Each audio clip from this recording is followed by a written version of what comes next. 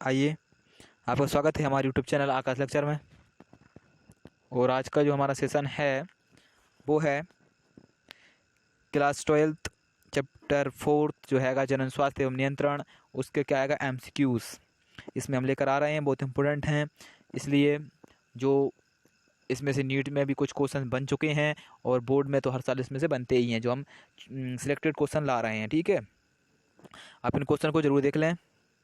और अगर अभी तक आपने हमारे चैनल को सब्सक्राइब नहीं किया है तो चैनल को सब्सक्राइब ज़रूर कर लें, ये आपकी अपनी फैमिली है। और लाइक बटन को प्रेस कर दें।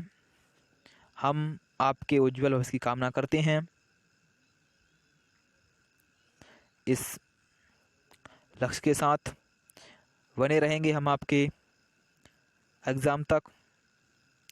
तो आइए शुरुआत करते हैं हम आज का अपना सेशन। तो सबसे पहले कुछ क्वेश्चंसों को देख ले रहे हैं। इसमें आ रहा है, निम्न में से कौन सा जन्म नियंत्रण उपाय स्त्री व पुरुष दोनों के लिए उपलब्ध है? मुखीय गोलियां, ये तो बहुत इजी क्वेश्चन है। मुखीय गोलियां, कॉपर टी, कंडोम, डायाफ्राम, तो इसका आएगा सी वाला। पहले का कौन सा आएगा? सी वाला। ठीक है, अगला क्वेश्चन आ जाता है, निम्न में से कौन सी एक जन्म नियंत्रण विधि है? अच्छा, इसमें ये पूछा है, इसमें जन्म नियंत्रण विधि पूछा है। तो सबसे पहले आता है IVF या ET, तो है ना। फिर आता है बी नंबर आएगा गिफ्ट, फिर आएगा सी नंबर ICSI, फिर आएगा IUD। तो देखिए इसमें करने का जो तरीका होता है वो कैसे समझ सकते हैं आप। सबसे पहले देखते हैं आप इनका फुल फॉर्म देखिए। IVF का क्या होता है? In vitro fertilization. और ET का क्या होता है? ET का होता है एम्ब्रियो ट्रांसफ़र, आप ये जानते होंगे। क्या होता है इसका? क्या होता है? IVF का होता है इन विवो फर्टिलाइजेशन हो सकता है या इन विट्रो फर्टिलाइजेशन हो सकता है। ठीक है, दोनों होते हैं इसके। तो आप इन विवो, इसमें क्या होता है, ये तो हो गई किसकी? बंधता को दूर करने की विधि एक। तो ये तो जन्म नियंत्रण की विधि नहीं है, ये जन्म नियंत्रण को बढ़ाने वाली विधि है एक। ठीक है, अब दूसरा देखते हैं, इसमें क्या देखते हैं? गिफ्ट। तो इसमें क्या होता है? गिफ्ट ये उन महिलाओं के लिए सुलाई जाती है जिनमें अंडाणु का निर्माण नहीं होता है, तो ये उनके लिए सुलाई जाती है। ये भी क्या होती है? जन्म नियंत्रण की विधि नहीं होती है, ये भी जन्म दर को बढ़ाने की विधि होती है। ठीक है, अब आ जाता है ICSI। तो इसका मतलब होता है इंट्रा। अगर आपने हमारा सेशन, पिछले सेशन देखे हैं तो आप इसको जरूर समझ जाएगा गए होंगे। तो क्या आएगा इसका मतलब? इसका आएगा इंट्रा साइटोप्लाज्मिक, इसका आएगा इंट्रा साइटोप्लाज्मिक स्पर्म इंजेक्शन होता है, इसका फुल फॉर्म होता है। तो ये भी क्या होती है? बंधता को दूर करने की विधि होती है। तो ये तीनों जो हैं वो बंधता को दूर करने की विधि होती हैं। तो ये तीनों इसका आंसर नहीं होंगी। इसका आंसर जो होगा वो होगा IUD। इसका मतलब होता है इंट्रा यूरेटस होता है, यूट्रेसस डिवाइस, यानी कि जो होती हैं वो गर्भाशय को ढक लेती हैं, ये भी युक्तियाँ होती हैं। डिवाइस यानी इंट्रा यूरेटेट्स डिवाइस होती हैं। ठीक है, तो इसका आंसर ये आएगा, आप लगा सकते हैं। अगला क्वेश्चन हैगा, एम्यूनियोसेंटोसिस में विश्लेषण किया जाता है। अच्छा, उल्ब तरल का, उल्ब का, या फिर भ्रूणीय रक्त का, या फिर देह केंद्रक का। तो इसमें से किसका किया जाता है? तो इसमें देह केंद्रक का तो नहीं किया जाता है, भ्रूणीय रक्त का भी इसमें नहीं किया सकता है। अब इसमें दो हैं, इसमें दो हो सकते हैं। क्या हो सकता है? उल्ब का हो सकता है या फिर भ्रूणीय तरल का। तो इसमें जो हैगा उल्ब तरल का ही किया जाता है। तो इसका पहला वाला राइट हैगा, बाकी सब इसके क्या है? गलत हैंगे। ठीक है, तो उल्ब हाँ, ये दोनों तो लगभग सही लग रहे हैं, लेकिन इसमें क्या आएगा? उल्ब तरल होता है, वो उल्ब अकेला नहीं है, उल्ब तरल। तो इसका पहला वाला जो हैगा वो ज़्यादा राइट हैगा। तो इसका ज़्यादा राइट लगाएंगे हम, पहले लगाएंगे तो क्या आएगा? वो उल्ब तरल। ठीक है, अब आते हैं कि निम्नलिखित गर्भ निरोधक उपायों में से कौन सर्वाधिक विश्वसनीय है? इसमें से सर्वाधिक विश्वसनीय पूछ रहे हैं। कंडोम, फिर हैगा बी हैगा शुक्राणुनाशक, सी हैगा वासेक्टोमी, और डी हैगा आंतरिक मैथुन। हाँ तो देखिए, सबसे पहले हम शुरुआत करते हैं डी से। तो डी ये तो विश्वसनीय होता ही नहीं है, क्योंकि ये प्राकृतिक विधि होती है, तो ये विश्वसनीय नहीं होती है। अब आता है शुक्राणुनाशक क्रीम, ये भी होती है लेकिन उतनी विश्वसनीय नहीं होती है, ये भी उतना विश्वसनीय नहीं होता है। लेकिन जो है ये एक स्थायी विधि होती है। चौथे का कौन सा आएगा? यह एक स्थायी विधि होती है, इसको उलटना बहुत कठिन होता है। जो चिकित्सकों द्वारा इसको उल्टा जा सकता है, अंततः ये उल्टा नहीं जा सकता। ठीक है, तो इसका कौन सा आएगा? सी वाला राइट है। ठीक है, अब हम चलते हैं कि पुरुषों के लिए स्थायी गर्भ नियंत्रण उपाय क्या है। इसमें से देख लीजिए आप, डायाफ्राम तो काट दीजिए और इनमें से कोई नहीं को आप काट दीजिए। अब आ जाते हैं वेसेक्टोमी, ट्यूबेक्टोमी और वेसेक्टोमी। तो अब ट्यूबेक्टोमी और वेसेक्टोमी में से जो आपको देखना है वो आप देख लीजिए। ठीक है, तो आप क्या देखेंगे कि ट्यूबेक्टोमी और वेसेक्टोमी में से पुरुषों के लिए पूछा है। किसके लिए पूछा है? इसमें आपने सबसे पहले ये दो काट दिए। अब इसमें देखिए अब क्या पूछा, पुरुषों के लिए पूछ रखा है। तो ट्यूबेक्टोमी जो होती है स्त्रियों के लिए होती है, तो पुरुषों के लिए क्या होगी? वेसेक्टोमी होगी पुरुषों के लिए। पुरुषों के लिए क्या होगी? वेसाक्टोमी। तो इसका आंसर क्या बनेगा? वेसाक्टोमी इसका आंसर बनेगा। ठीक है, इसका आंसर बनेगा वेसाक्टोमी। अब हम आगे चलते हैं। ये हो गया क्या? चल रुक जाइए।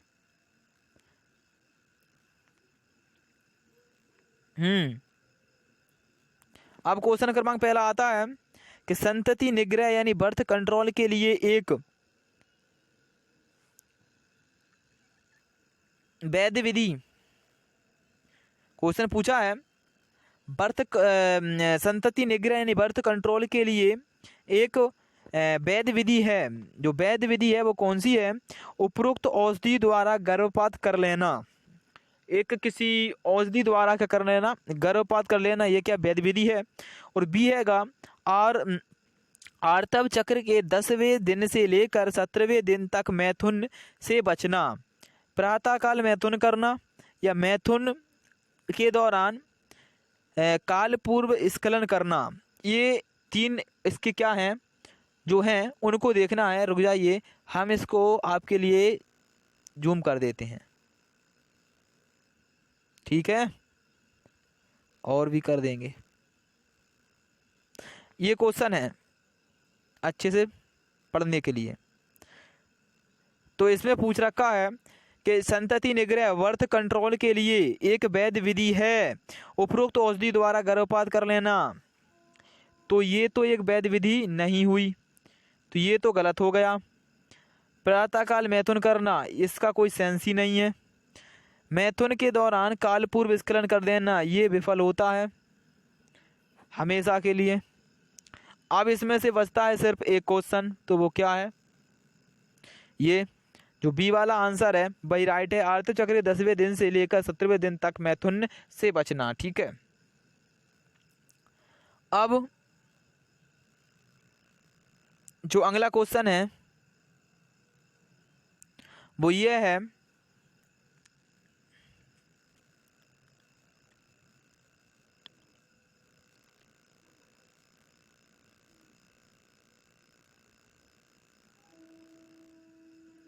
ठीक है,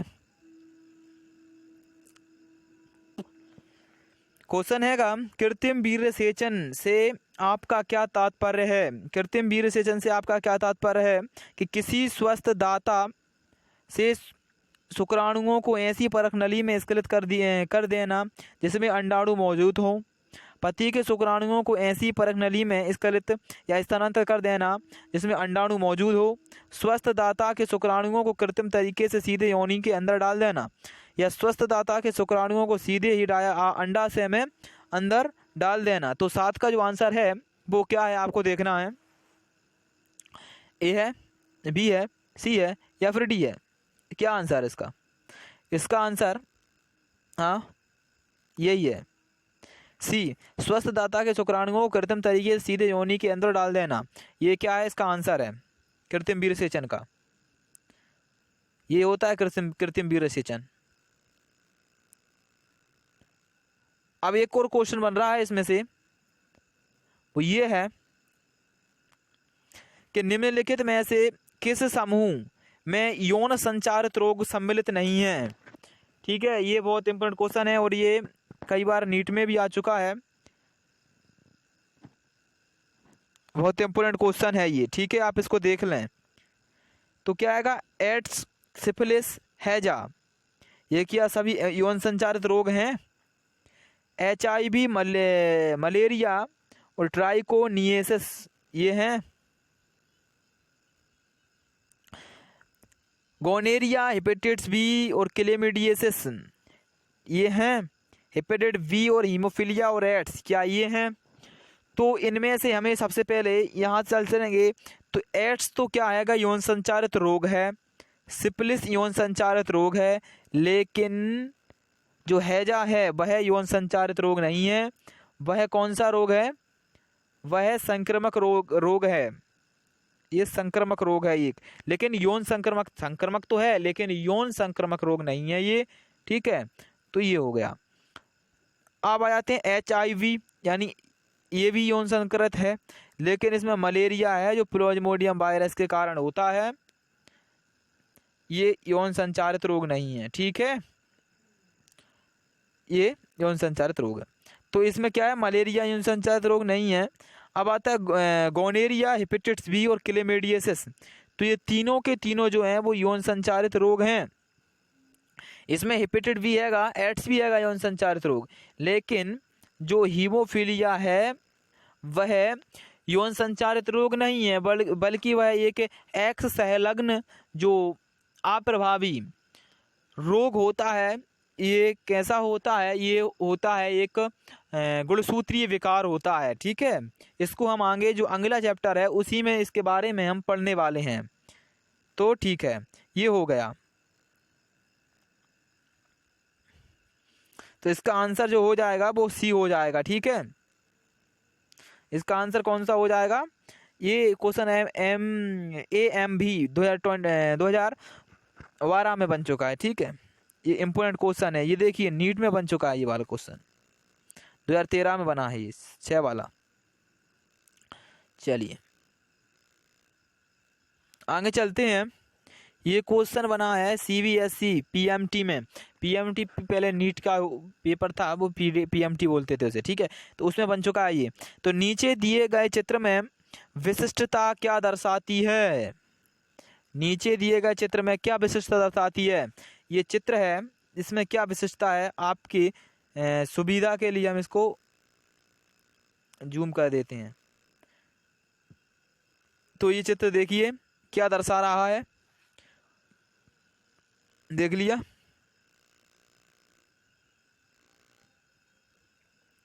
तो ये चित्र क्या दर्शा रहा है, अंडाशय कैंसर, गर्भाशय कैंसर, ट्यूबैक्टोमी या फिर वैसेक्टोमी। सबसे पहले तो आप इसमें ये देखिए, ये स्त्री जनन तंत्र का जनन अंग है या नर जनन अंग है। तो ये है स्त्री जनन अंग। अब स्त्री जनन अंग है तो इसमें क्या है, ये नसबंदीकरण की गई है यहाँ पर। तो नसबंदीकरण, जो स्त्री नसबंदीकरण होती है उसे क्या बोलते हैं, ट्यूबैक्टोमी। क्या दर्शा रहा है ये दर्शा रहा है ट्यूबैक्टोमी दर्शा रहा है ये। ठीक है, अंडाशय कैंसर ये नहीं दर्शा रहा है, गर्भाशय कैंसर भी नहीं है, और इसमें वैसेक्टोमी तो है ही नहीं, क्योंकि यह स्त्री जनन तंत्र का चित्र है। ये गर्भाशय, योनि, अंडवाहिनी यानी फैलोपियन नलिका, ये सारी इसमें हैं। तो ये वो है। ठीक है, अब हम ये अलग बात है।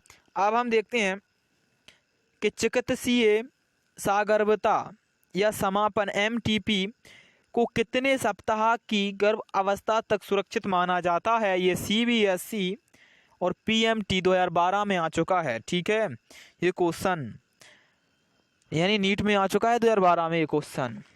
तो आप इस क्वेश्चन को अच्छे से देखें, याद करें। तो इसका जो हमने सॉल्यूशन है वो हमने पिछले लेक्चर में कर दिया है। वो जो हमारे जो रेगुलर स्टूडेंट हैं वो इसको जानते हैं, क्वेश्चन का आंसर बता दिया होगा अब तक उन्होंने। क्या आएगा, 12 सप्ताह तक, बहुत इजी क्वेश्चन था। अगला क्वेश्चन ये हैगा इसमें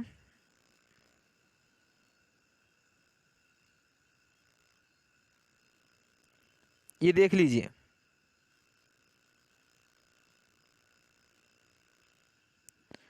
क्वेश्चन हैगा कि एमेनियोसेंटोसिस वह विधि है जिसमें पहचाने जाते हैं हृदय का कोई रोग, भ्रूण का आनुवांशिक रोग, मस्तिष्क का कोई रोग या उपरोक्त सभी। इसमें क्या पहचाना जाता है? हृदय का कोई रोग पहचाना जाता है, मस्तिष्क कोई रोग पहचाना जाता है, उपरोक्त सभी पहचाने जाते हैं। तो इसमें जो उपरोक्त सभी है, जो आंसर वो तो गलत है, गलत है, क्योंकि इसमें हृदय का कोई रोग पहचाना नहीं जाता है, मस्तिष्क कोई रोग पहचाना नहीं जाता है, तो इसमें पहचाना जाता है भ्रूण का आनुवांशिक रोग। ठीक है, इसको आप याद रखिए। इसमें क्या पहचाना जाता है? भ्रूण का आनुवांशिक रोग पहचाना जाता है एमेनियोसेंटोसिस द्वारा। अगला क्वेश्चन देखते हैं। सहेली है महिलाओं के लिए मुख्य गर्भनिरोधक या महिलाओं के लिए डायाफ्राम, महिलाओं के लिए बंदीकरण की एक विधि, या फिर पुरुषों का प्रयोग किए जाने वाला एक डायाफ्राम। क्या है? पहला वाला महिलाओं के लिए मुख्य प्रयोग की जाने मुख्य गर्भनिरोधक है ये। अब दूसरा क्वेश्चन आता है, निम्न में से कौन सी एक गर्भ निरोधक विधि नहीं है? कौन सी इनमें से जो है गर्भ निरोधक विधि नहीं है?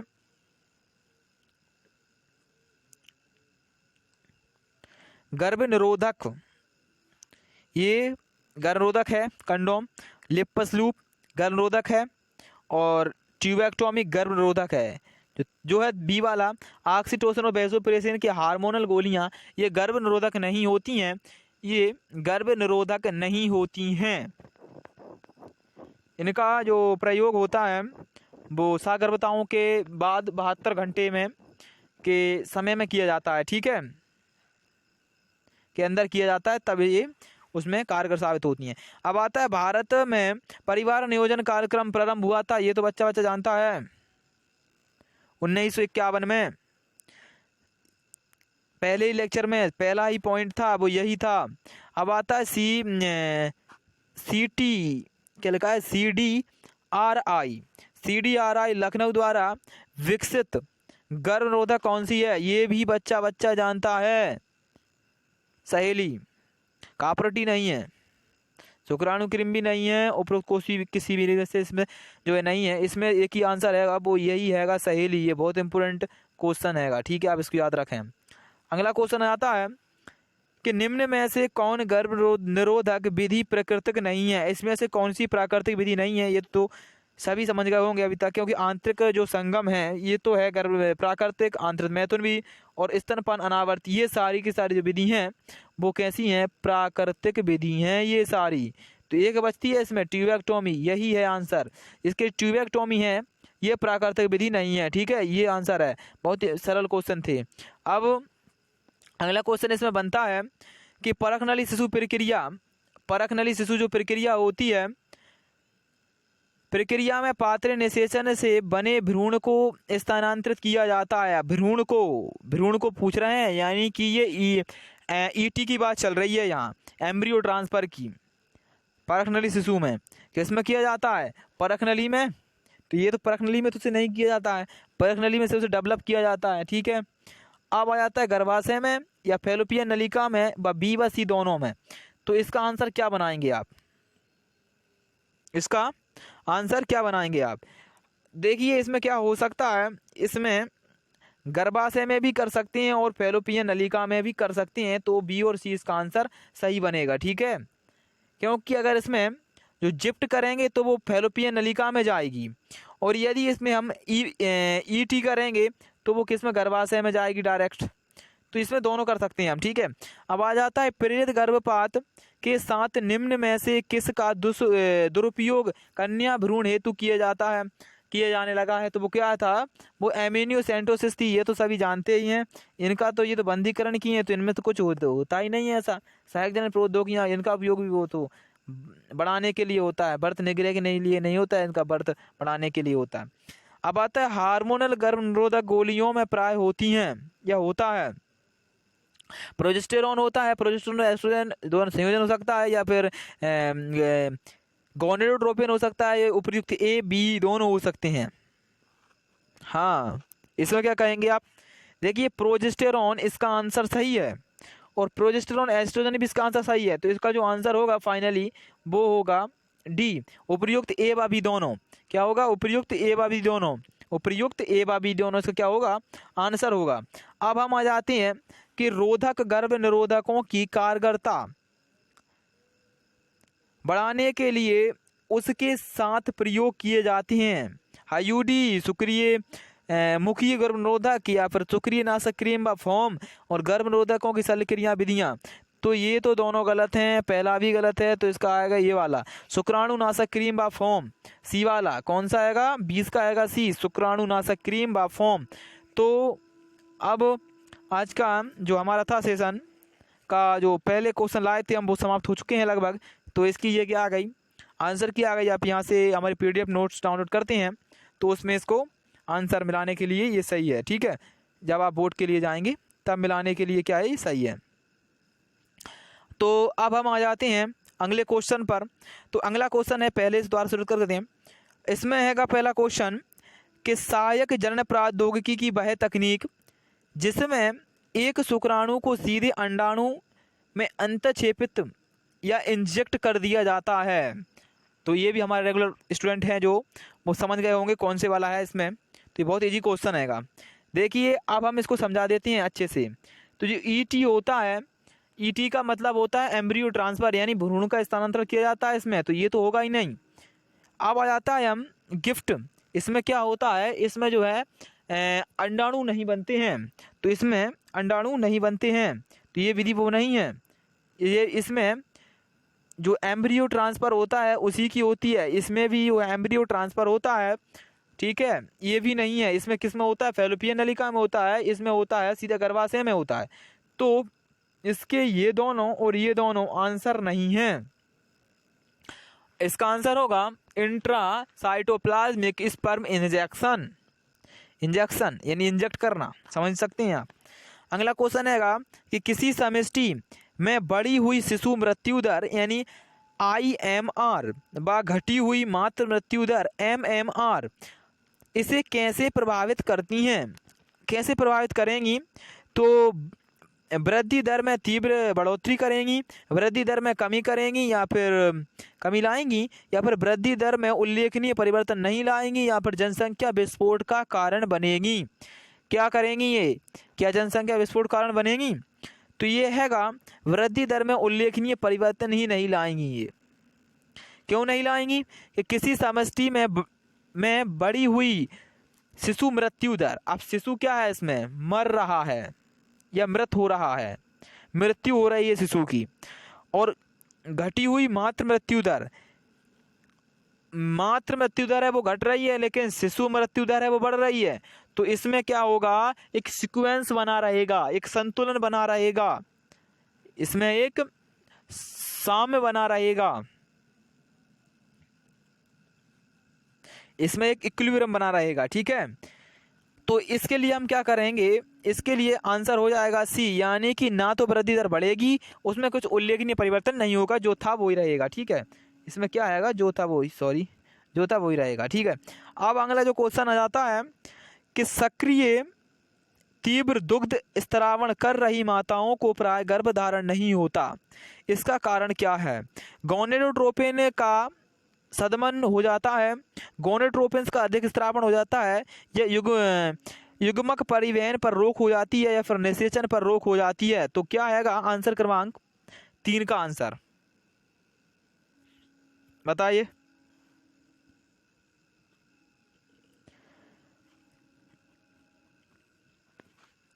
क्या हो जाता है? युग्मकों का परिवहन पर रोक हो जाती है? नहीं, ये तो ऐसा तो कुछ नहीं होता इसमें। निषेचन पर रोक हो जाती है, ये भी कुछ नहीं होता। अब इसमें बच रहे हैं 2 क्वेश्चन, इनमें से देखिए आप क्या होगा। क्या होगा? गोनेडोट्रोपिन का सदमन हो जाता है, या फिर गोनेडोट्रोपिन का अधिक स्त्रावण हो जाता है? तो गोनेडोट्रोपिन का जो अधिक स्त्रावण है वो भी नहीं होता, इसमें होता है गोनेडोट्रोपिन का जो है वो सदमन हो जाता है, ठीक है। तो इसका आंसर क्या है? गोनेडोट्रोपिन का सदमन हो जाता है। अब अगला क्वेश्चन हैगा कि आपातकालीन गर्भ निरोधकों कारगर होते हैं यदि उनका प्रयोग निम्न अवधि के अंदर कर लिया जाए। ये हैगा संभोग के 72 घंटे के बाद, या अंडोत्सर्ग के 72 घंटे के बाद, या फिर ऋतुस्राव के 72 घंटे के बाद, या अंतर रोपण के 72 घंटे के बाद। तो कहाँ होगा इसका प्रयोग? तो क्या होगा, ये हम अभी बता चुके हैं इसका आंसर इसी लेक्चर में।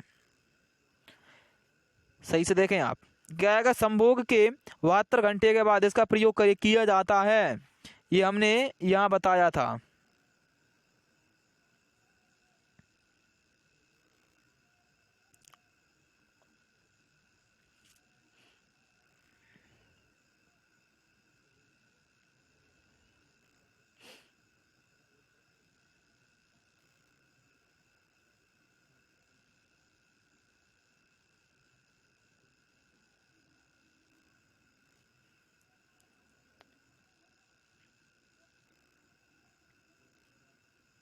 यहाँ पर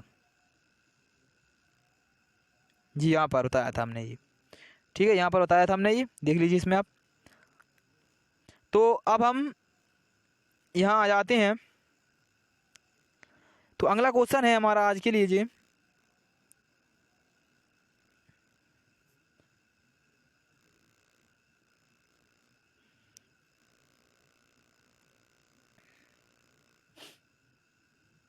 क्वेश्चन ये है कि निम्न कथनों में से सही का चुनाव कीजिए।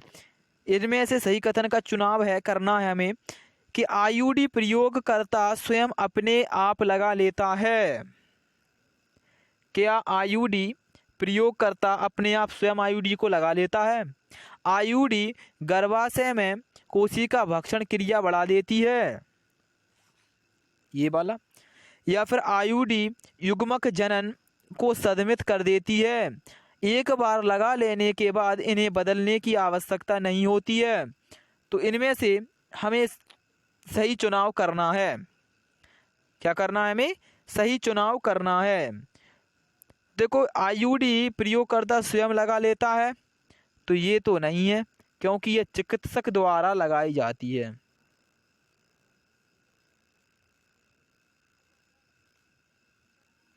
यानी यह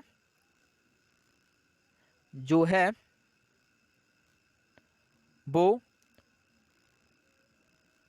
डॉक्टर द्वारा क्या होती है, लगाई जाती है, ठीक है।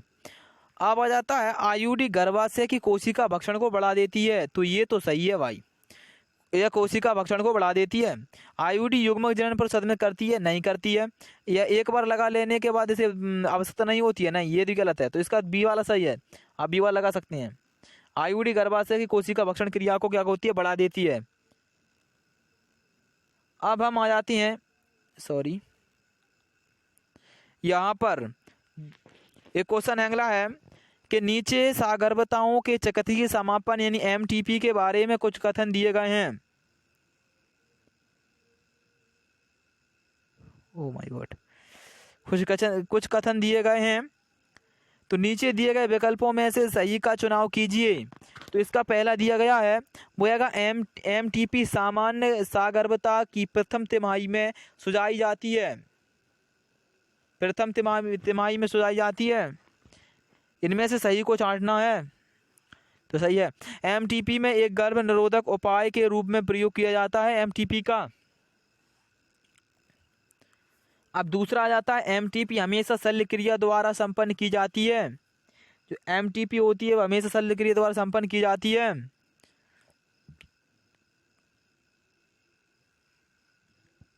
एमटीपी हमेशा शल्य क्रिया द्वारा की जाती है, तो ये तो गलत है। एमटीपी कराने के लिए योग चिकित्सा कमी की सहायता आवश्यक होती है, ये सही है। तो इसमें पहला और दूसरा सही है, तो कौन सा वाला लग रहा है इसमें? पहला दूसरा, ये तो गलत हैगा। पहला तीसरा, ये भी गलत हैगा। तो पहला और चौथा है ना, पहला चौथा ये सही हैगा, ये गलत हैगा। तो इसका कौन सा आएगा? सी वाला।